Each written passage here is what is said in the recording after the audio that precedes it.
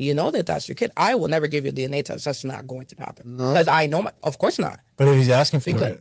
I will not go it. I did my research. I will never, ever give him a DNA test. You will need to take me to court. If it was up to me, I would require DNA tests to be performed at the time of birth. No. I don't know why you, it's calling my wife to do that. I mean, it's ridiculous.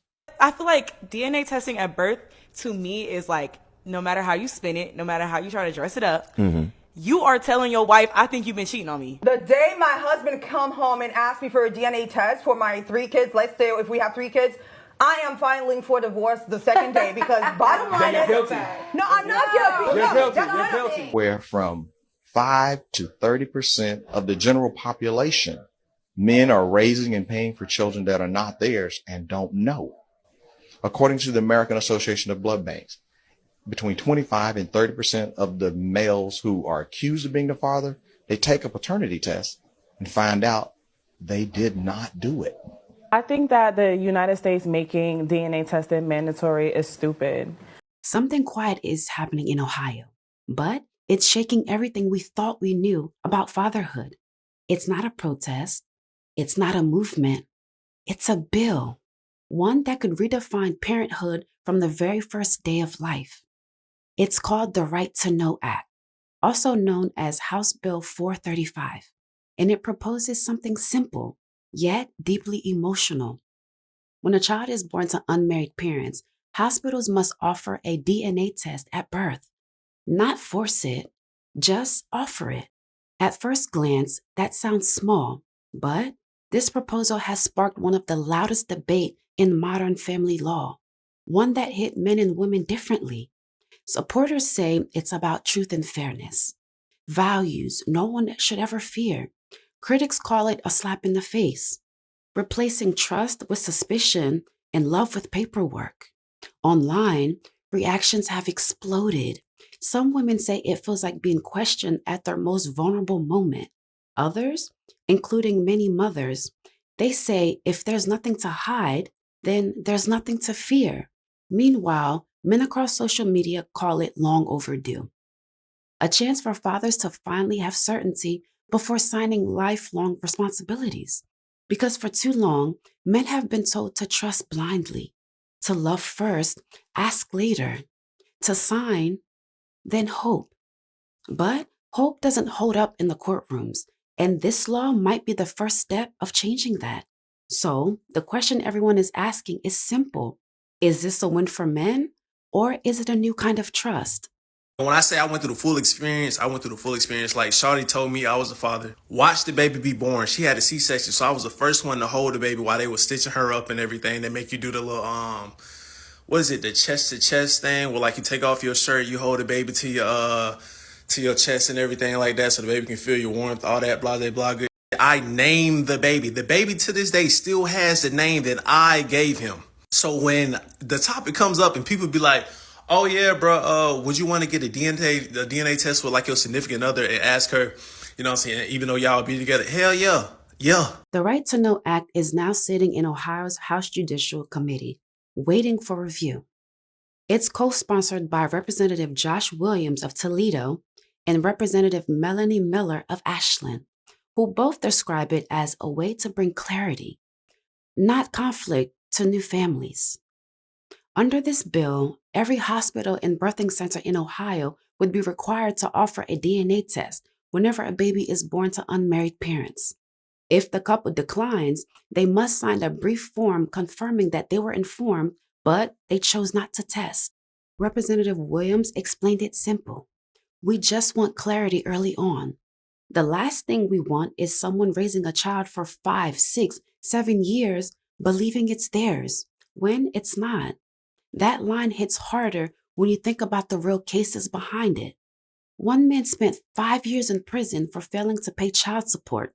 He lost his job, his home, and almost his will to live until a court-ordered DNA test proved that he wasn't even the father. A single test could have saved his freedom, his finances, and his future.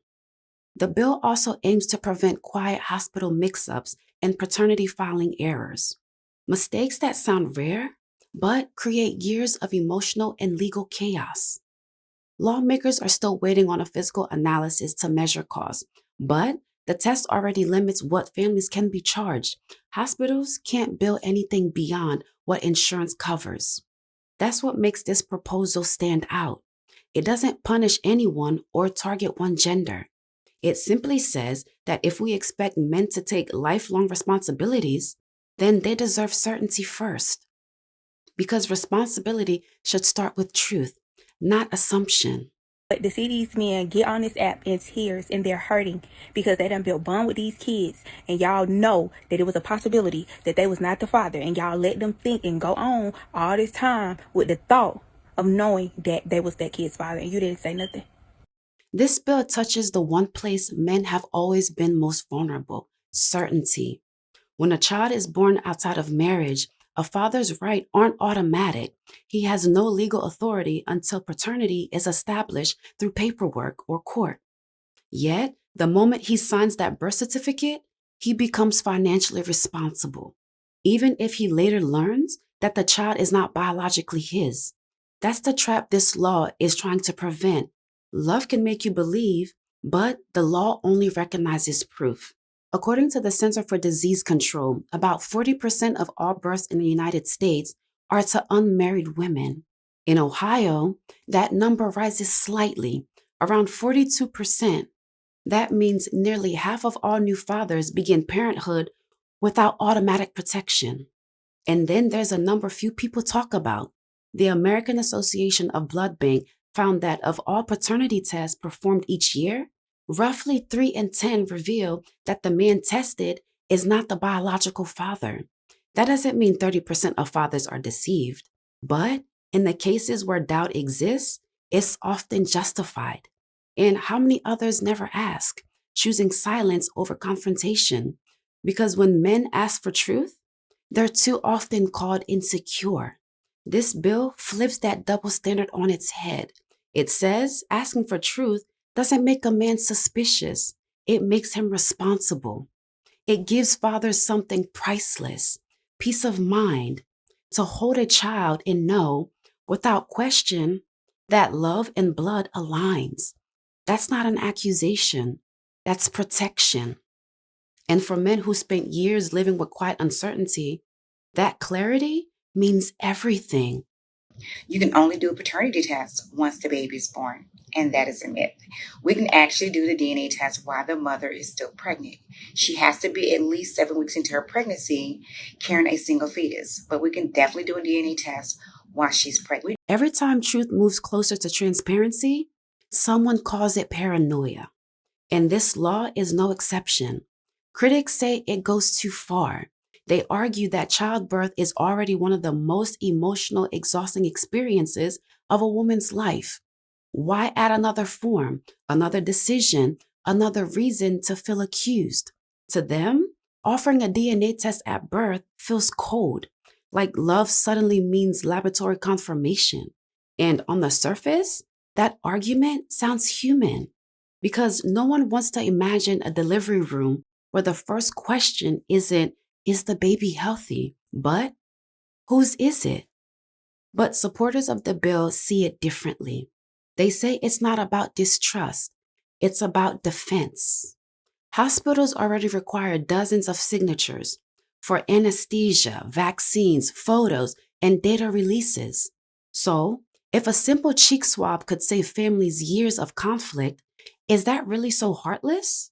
It's the same test courts order later, except this one happens before heartbreak, not after. Privacy concerns remain valid.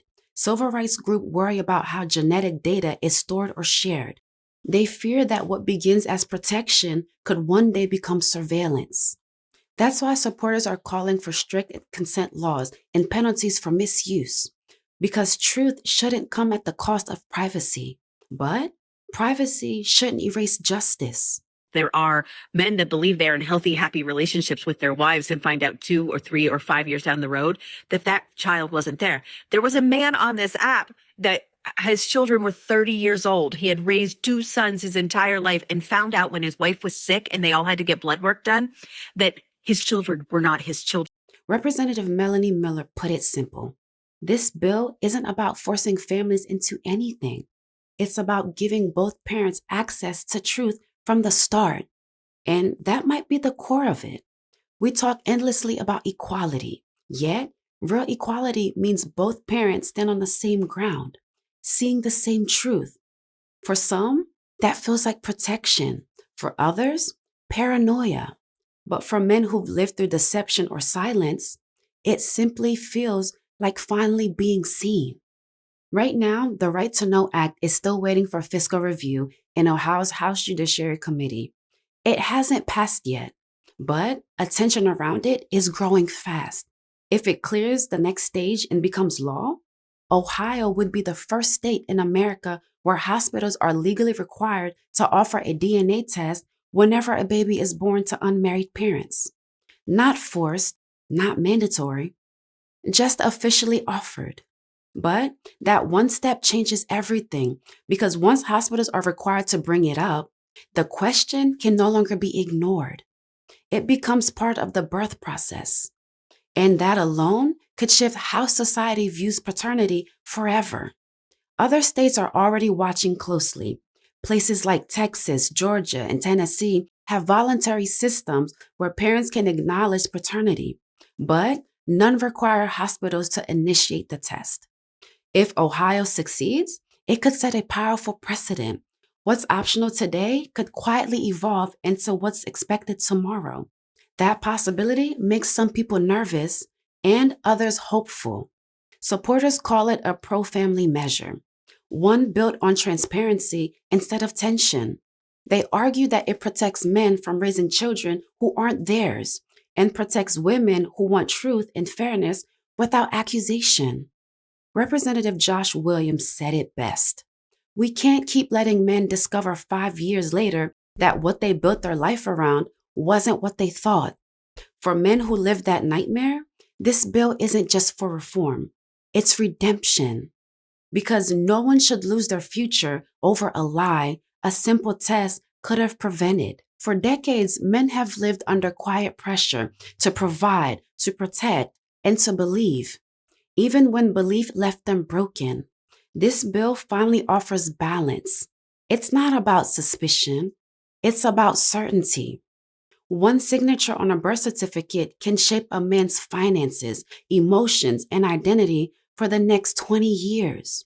And while a mother's bond begins with undeniable proof, a father's connection often starts with trust alone.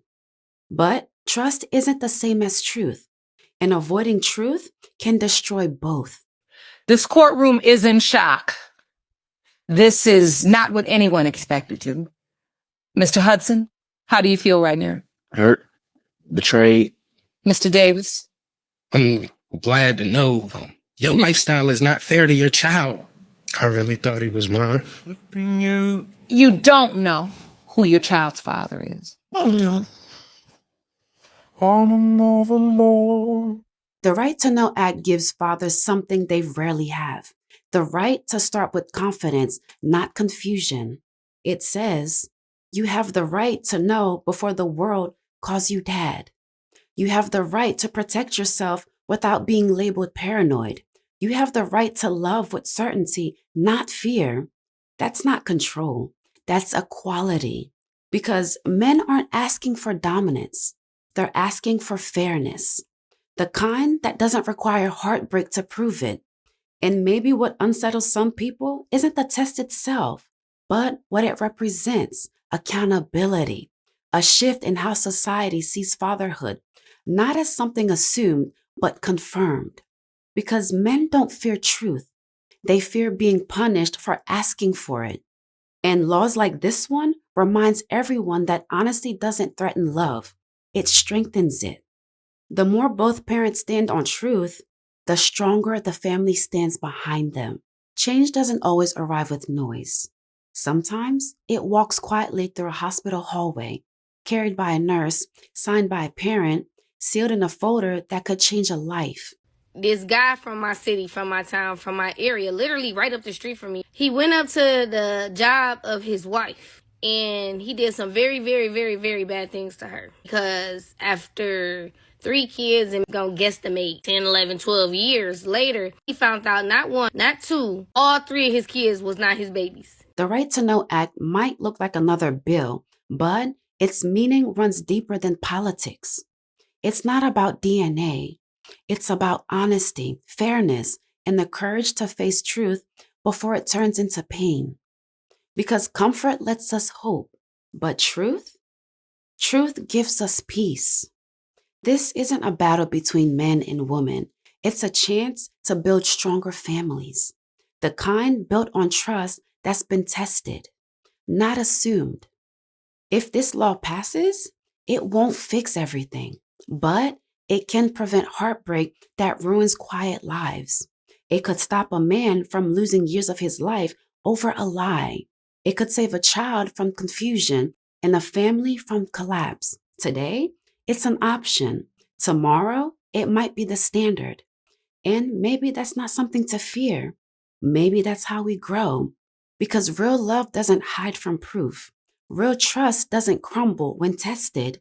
And real family begins when both parents stand in the light, knowing exactly what they're protecting. So, what do you think? If given the choice, would you take the test or trust without knowing? Because the answer might define more than a family. It might define what we call truth. It's been your girl, Remi Rene here. I'll see you guys in my next video.